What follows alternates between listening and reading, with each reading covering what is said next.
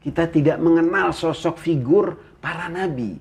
Masyarakat sekarang mayoritasnya di dunia dari kecil sampai besar yang dijadikan idola adalah orang-orang yang bejat. Jadi orang-orang baiknya tuh terbawa seperti itu. Walaupun dia fitrahnya baik, walaupun hatinya baik, tapi dia terbawa seperti itu. Kenapa? Tidak ada role model. Kenapa tidak ada role model? Bukan tidak ada banyak, tapi tidak tampak di mereka. Mereka buka HP, ada yang mereka lihat. Mereka buka berita, isinya berita-berita kebobrokan moral dan yang menjadikannya hal itu lumrah. Belum lagi dari rumah ke rumah udah merata, sama seperti yang dikatakan fitnatul dajjal itu yang memang sudah kita alami. Saya pernah mendengar di antara dari makna dajjalisme itu adalah tentang pemalsuan atau penurunan sebuah nilai. Yang dimana nilai yang ditawarkan oleh teks-teks nubuah itu dilawan dengan nilai-nilai dajjalisme yang maknanya itu turun. Misalkan ketika teks-teks nubuah menawarkan konsepsi tentang surga yang tanpa batas, yang berisi sebuah kemapanan, teks-teks dajjalisme menawarkannya dengan cara lain, diantaranya adalah dengan kekayaan yang berlimpah. Sehingga orang melihat sebuah infinity bukan lagi menjadi sebuah kemerdekaan yang sesungguhnya, tapi turun gitu loh. Jadi lebih tertarik kepada materialisme karena nyata. Ketika surga menawarkan tentang konsepsi kecantikan, ada bidadari yang akan menghibur kita di sana. Dajjalisme menghadirkan sosok-sosok nyata, perempuan-perempuan cantik hari ini yang bisa kita lihat setiap saat gitu, yang membuat kita merasa bahwa ini kayak lebih nyata gitu daripada yang surga tawarkan. Karena terlalu jauh gitu, mungkin apakah di antara dari job desk Imam Mahdi adalah melakukan revelation untuk menguak asli dari dunia ini. Pemalsuan-pemalsuan tersebut apakah akan dikuak oleh Imam Mahdi, dan Imam Mahdi akan memberikan sebuah penyadaran secara universal bahwa ini semua palsu dan kita semua akan sadar pada saat itu. Oke. Syukron. Ya mungkin itu juga diantara perwujudan dari yang diungkap dalam hadis-hadis Nabi ya semenjak masa dahulu ya mengenai Dajjal, yaitu yang dikatakan bahwasannya dia menawarkan surga, surganya neraka Allah, dan nerakanya menjadi surga Allah, yang seakan menaruh surga di tangan kanan, neraka di tangan kiri. Itu mungkin diantaranya seperti itu. Jadi apa yang mereka tawarkan sebagai kebahagiaan untuk manusia, dan itu nyata dalam kehidupan sehari-hari kita mungkin sekarang ini ya, di mana ada pengkerdilan kebahagiaan manusia, pengkerdilan makna-makna surga, pengkerdilan istilahnya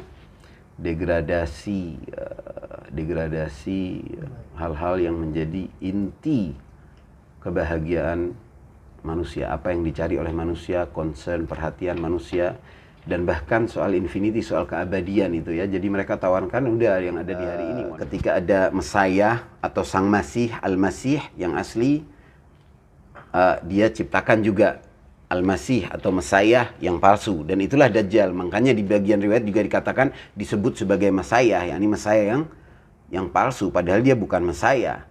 Jadi para kelompok orang-orang jahat, satanis, dajjalis ini menantikan pemimpin mereka itu yang memang dianggapnya akan mempunyai kekuatan-kekuatan supranatural dan akan membawa kebahagiaan kepada mereka dengan seperti itu, karena inilah yang mereka akan dapati. Jadi ada seperti itu. Pada intinya sebenarnya dari dasar awal itu adalah pekerjaannya iblis semenjak awal masa. Kekuatan kejahatan yang dibangunnya itu selalu dia itu mengkopi kebenaran dengan kebatilan. Jadi kebatilan itu pada hakikatnya kebatilan itu tidak pernah murni batil.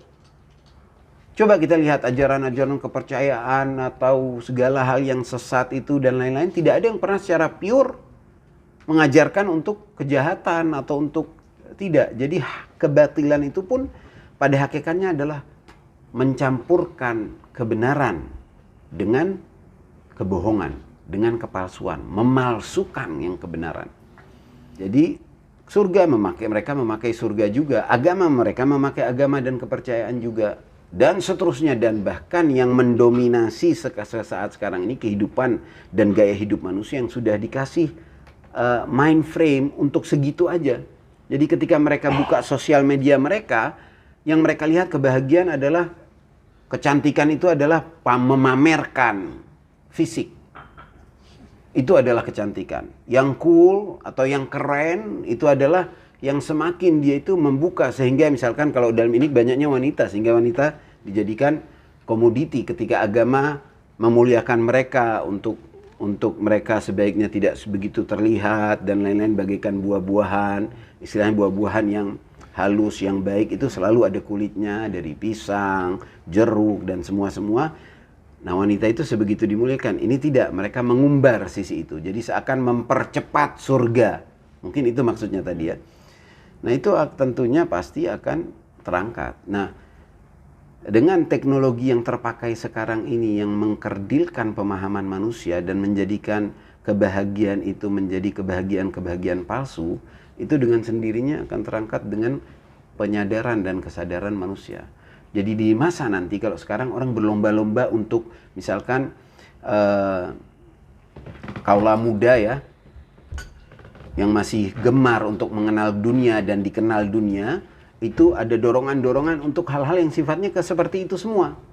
Ke dunia-dunia hiburan, kejauhan dari dasar-dasar agama. Tidak mengenal sembahyang, tidak mengenal sholat, tidak mengenal kitab suci.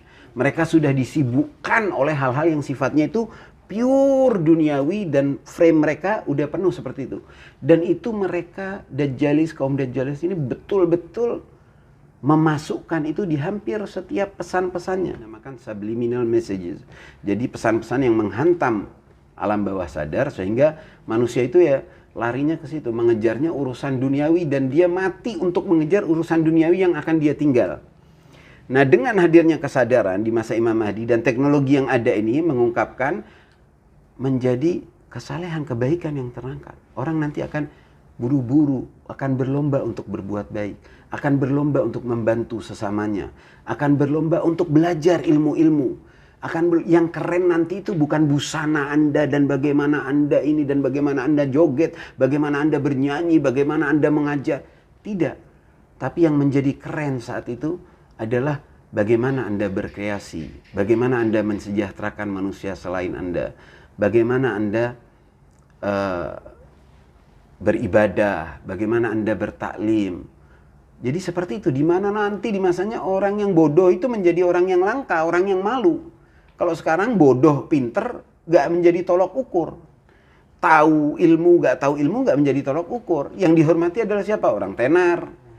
Dunia ini dipanggil dunia karena rendahnya dia, daniyah, adnanya alam.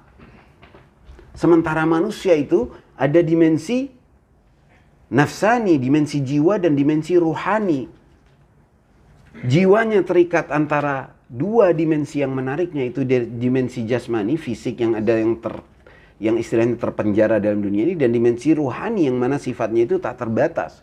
Tetapi ketika kita lihat dalam kehidupan sehari-hari, semua dengan kita membuka televisi, membuka HP, membuka sosial media, dunia sekitar, mayoritasnya itu kegafilan.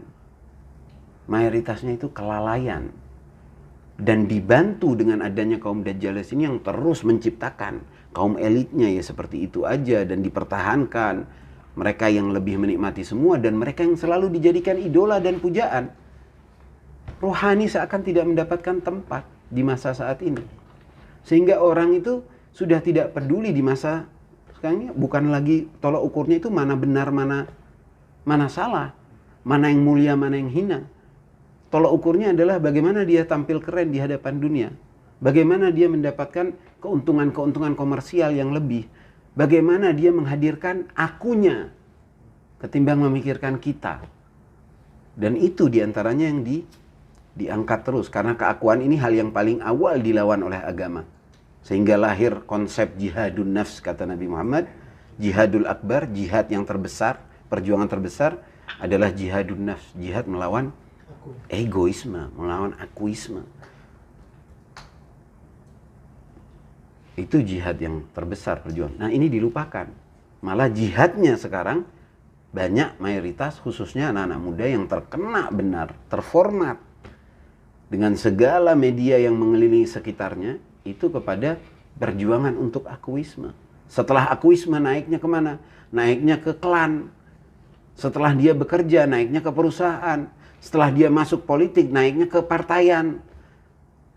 Partisan demi partisan. Jadi manusia itu betul-betul akhirnya kehidupannya benar-benar downgrade dia.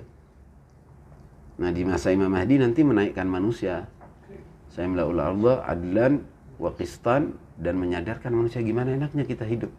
Melihat semuanya mendapatkan ilmu, sementara kenikmatan-kenikmatan itu semua akan kita dapati. Kenikmatan, keindahan, kemapanan, semua akan kita dapati. Dan dalam bentuk yang paling baiknya.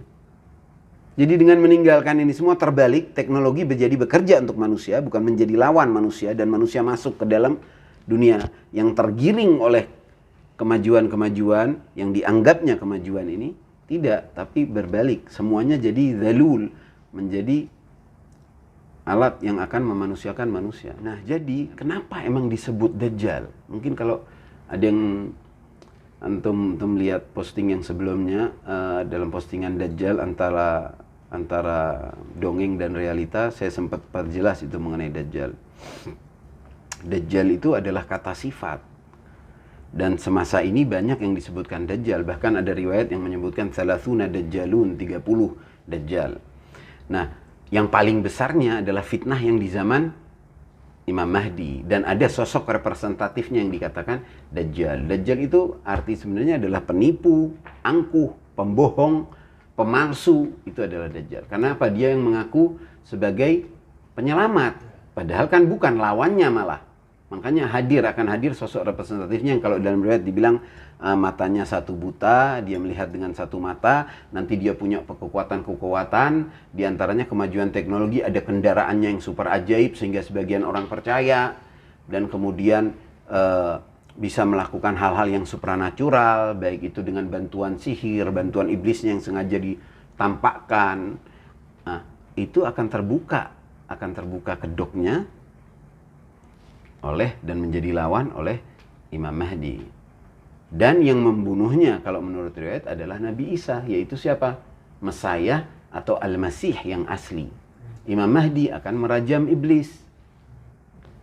Dan Nabi Isa yang akan turun dan juga akan menghantam Dajjal. Bahkan dalam riwayat ketika Nabi Isa turun itu, yang mana dibawa oleh malaikat, dan dalam riwayat itu juga disebutkan bahwasannya orang-orang itu sedunia melihat waktu Nabi Isa, atau yang oleh umat Nasrani disebut Yesus, Al-Yasu' Isa bin Maryam, akan turun, dan orang-orang di dunia melihat turunnya bersama dua malaikat sehingga mendarat. Dan ketika sudah berhadapan dengan Dajjal, kekuatannya habis, bahkan dengan nafasnya Nabi Isa.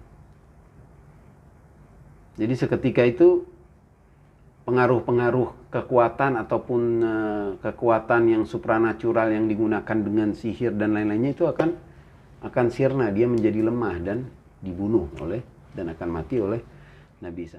Nah,